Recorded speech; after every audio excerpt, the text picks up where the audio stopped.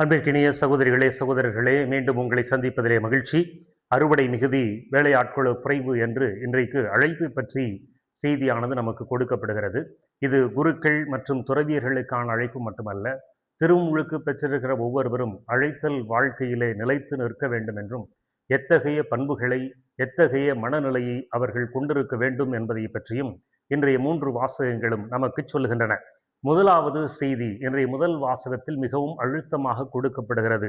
அதாவது, அழைக்கப்பட்டிருக்கிற நாம் ஒவ்வொருவரும் கடந்த காலத்தை மறந்துவிடக் கூடாது என்று அது சொல்லுகிறது. நமது வாழ்க்கையிலே நாம் மக்களை பார்க்கிற போது, இவன் ஒன்றுமில்லாமல் இருந்தான், அவள் ஒன்றுமில்லாமல் இருந்தால், நான் தான் அவனுக்கு எல்லாவற்றையும் செய்து கொடுத்தேன், இன்றைக்கு எல்லாவற்றையும் மறந்து நன்றி கெட்டவனாக இருக்கிறான் என்றெல்லாம் நாம் சொல்லுகிறோம். காரணம், பழைய வாழ்க்கையை மறந்துவிடாமல் இருக்கிற ஒருவன்தான், நன்றி உணர்வோடு இருக்கிற ஒருவன்தான் இந்த வாழ்க்கைக்கு மகிழ்ச்சி உள்ளவனாகவும், அதே சமயத்திலே தான் கொடையாக பெற்றுக்கொண்டதை மற்றவர்களுக்கு கொடையாக கொடுக்க வேண்டும் என்கிற எண்ணமும் உள்ளவனாக இருப்பான். எனவே கடந்த காலத்தை மறந்துவிடக் கூடாது. எனவே கடந்த கால அனுபவங்கள், பெற்றிருக்கிற அன்பு, இறைவனிடமிருந்து பெற்றுக்கொண்டிருக்கிற அருள், அதுதான் ஒரு மக்களினத்தை தூயதாக வைத்திருக்கிறது என்பதை இன்றைய முதல் வாசகத்திலே இஸ்ராயல் மக்களுக்கு ஆண்டவர் நினைவுறுத்துகிறார்.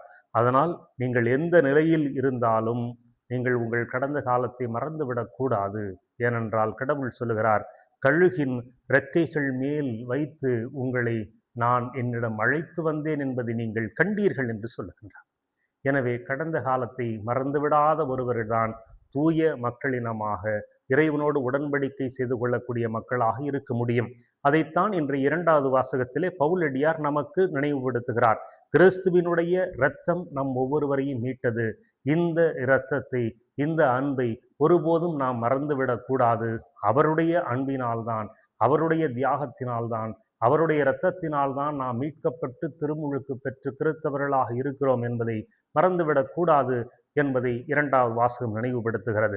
3வது வாசகத்திலே நாம் வாசிக்கின்ற திருத்தூதர்கள், அவர்களும் கடந்த காலத்தை மறந்து விடாமல் இருந்தார்கள். அவர்கள் சாதாரண மக்களாக அவர்கள் இருந்தார்கள், சாதாரண பணி செய்பவர்களாக இருந்தார்கள். கடவுள் அவர்களை அழைத்தார் என்பதை அவர்கள் உணர்ந்து கொண்டார்கள். கடவுளுக்கு எதிராக அவர்கள் செய்த குற்றங்கள் அவர்களுக்கு கண் முன்னால் வந்து போனது, அதையும் அவர்கள் மறந்துவிடவில்லை. அதற்கு பிறகும் கடவுள் அவர்களை மன்னித்தார், ஏற்றுக்கொண்டார், அனுப்புகிறார் என்பதை அவர்கள் உணர்ந்து கொண்டதனால்தான் அவர்கள் உலகம் முழுவதும் சென்று அவர்கள் நற்செய்தியை அறிவிக்க முடிந்தது. எனவே அழைக்கப்பட்டிருக்கிற நாம் ஒவ்வொருவரும் நம்முடைய கடந்த காலத்தை மறந்துவிடக்கூடாது. இந்த காலத்தில், இந்த வாழ்க்கையில் நமக்கு துன்பங்கள் இருந்தாலும் கூட, கடந்த காலத்தை, கடவுளிடமிருந்து பெற்றுக்கொண்ட அருளையும் அன்பையும் மீட்பையும் நாம் ஒருபோதும் மறந்துவிடக்கூடாது. எப்பொழுதும் நினைவிலேயே இருத்தி கொண்டிருக்க வேண்டும். அப்பொழுதுதான் நாம் நன்றி உணர்வு மிக்கவர்களாக பெற்றுக்கொண்டதை மற்றவர்களிடம் கொடுக்க முடியும். 2வதாக, அழைக்கப்பட்டிருக்கிற நாம் ஒவ்வொருவரும் கொண்டிருக்க வேண்டிய பண்பு என்பது பேரன்பு. அந்த பேரன்பு, கிறிஸ்து நாம் அவருடைய வார்த்தைகளை கேட்காவிட்டாலும் கூட, நாம் நேர்மையற்றவர்களாக இல்லாவிட்டாலும் கூட, கிறிஸ்து நமக்காக இறந்தார் என்கிற செய்தியை 2வது வாசகத்திலே பவுலடியார் மிக அழகாக சொல்லுகிறார். அழைக்கப்பட்டிருக்கிற ஒவ்வொருவரும் தாம் சொல்லுவதை கேட்கிற மக்களுக்குத்தான் அறிவுறுத்த வேண்டும், தம்மை அன்பு செய்கிற மக்களுக்குத்தான் அன்பு செய்ய வேண்டும் என்பது அல்ல.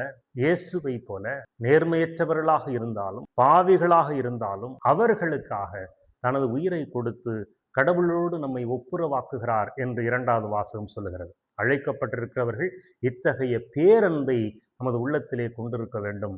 பகைவர்களாக இருந்தாலும் அவர்களிடத்திலும் சென்று நாம் கிறிஸ்துவனுடைய பணியை ஆற்ற வேண்டும் என்கிற செய்திதான் இன்றைக்கு 2வது வாசகத்தின் வழியாக சொல்லப்படுகிறது. அதை நாம் திருத்தூதர்களுடைய வாழ்க்கையிலே பார்க்கிறோம். கிறிஸ்துவை கொன்ற அந்த யூத மக்களிடத்தினுடைய நடுவிலே சென்று அவர்கள் எதிரிகளாக இருந்தாலும் அவர்களுக்கு கிறிஸ்துவை பற்றி போதிக்கிறார்கள் என்றால், கிறிஸ்துவை எவ்வளவு தூரத்திற்கு அன்பு செய்கிறார்கள், கிறிஸ்து கொண்டிருந்த எத்தகைய அன்பை அவர்களும் கொண்டிருக்கிறார்கள் என்பதை நாம் உணர்ந்து கொள்ள முடியும். உலகம் முழுவதும் சென்று கிறிஸ்துவை அறியாதவர்கள், கடவுளை அறியாதவர்கள் என்றெல்லாம் அவர்களுக்கு முன்னின்று நகருக்குள் அவர்களை நுழைய விடவில்லை என்று சொன்னாலும் கூட, அவர்களையே கொன்று போட்டாலும் கூட, அவர்களால் இயேசு கிறிஸ்துவினுடைய நற்செய்தியை அறிவிக்க முடிந்தது. எனவே 2வதாக நாம் கொண்டிருக்க வேண்டிய பண்பு என்பது பேரன்பாகும். அந்த பேரன்புதான் நம்மை விரும்புகிறவர்களிடத்திலும் மட்டுமல்ல, நம்மை எதிர்க்கிறவர்களிடத்திலும், பகைவர்களிடத்திலும் கிறிஸ்துவினுடைய நற்செய்தியை அறிவிக்க வேண்டும் என்கிற உந்து சக்தியை நமக்கு கொடுக்கும் என்பது செய்தி. மூன்றாவதாக இன்றைய நற்செய்தியிலிருந்து நாம் பார்க்கிறோம், அழைக்கப்பட்டிருக்கிற மக்களுக்கு சிறப்பான பணி என்பது கொடுக்கப்படுகிறது. நோய்களை தீர்ப்பதற்கும் தீய சக்திகளை தீய ஆவிகளை அகற்றுவதற்குமான பணி.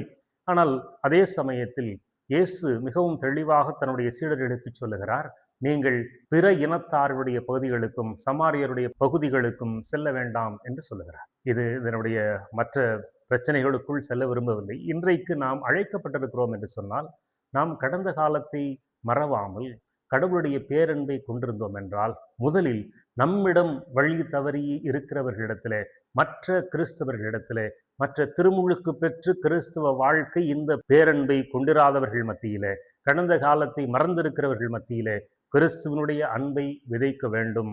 அவர்களிடம் இருக்கிற நோய் நொடிகளை குணமாக்க வேண்டும். அவர்களை பீடித்திருக்கிற தீய சக்திகளை அகற்ற வேண்டும். முதலில் நாம் இந்த பணியை செய்தோம் என்று சொன்னால், அவர்களும் இந்த கிறிஸ்துவனுடைய பணியிலே தங்களை முழுமையாக ஈடுபடுத்தி கொண்டு, கடந்த காலத்தை நினைத்து, கடவுளுடைய அன்பை நினைத்து, கடவுளுடைய பேரன்பை தங்களுடைய உள்ளத்திலே கொண்டு மற்றவர்களுக்கு அந்த செய்தியை அறிவிப்பார்கள். எனவே நாம் முதலிலே இன்றைய நற்செய்தியினுடைய அடிப்படையிலே நம்மோடு வாழ்கிற உண்மையான கிறிஸ்தவ வாழ்க்கை வாழாத வழி தவறிய திருமுழுக்கு பெற்ற சகோதரர்களிடத்திலே நாம் நமது அன்பின் வழியாக அவர்களை பீடித்திருக்கிற தீய சக்திகளை அகற்றவும் நோய் நொடிகளை குணமாக்குவதற்கும் இறைவன் வரம் தர வேண்டும் என்றும் தொடர்ந்து நாம் மன்றாட வேண்டும். எனவே அன்பிற்குரியவர்களே, நாம் ஒவ்வொருவரும் அழைக்கப்பட்டிருக்கிறோம். அழைக்கப்பட்டிருக்கிற நாம் அனைவரும் கடந்த காலத்தை இறைவனுடைய அன்பை மறந்துவிடக்கூடாது. இறைவனுடைய அன்பை பேரன்பை நமது உள்ளத்திலே தாங்கி இருக்கிறவர்களாக, நம்மை புரிந்து கொள்ளாதவர்கள் மத்தியிலும் கிறிஸ்துவை பற்றியும் கிறிஸ்துவ நெறியை பற்றியும் அறிவிக்க வேண்டியது கடமையாக இருக்கிறது. நம்மோடு வாழ்கிற நமது குடும்பங்களில் இருக்கிற கிறிஸ்துவை விட்டு பிரிந்திருக்கிற சகோதர சகோதரிகளிடத்திலே, உறவினர்களிடத்திலே நாம் அழைக்கப்பட்ட மக்களாக பணிபுரிவோம். இறைவன் அதற்காகவே நம்மை அழைக்கிறார்.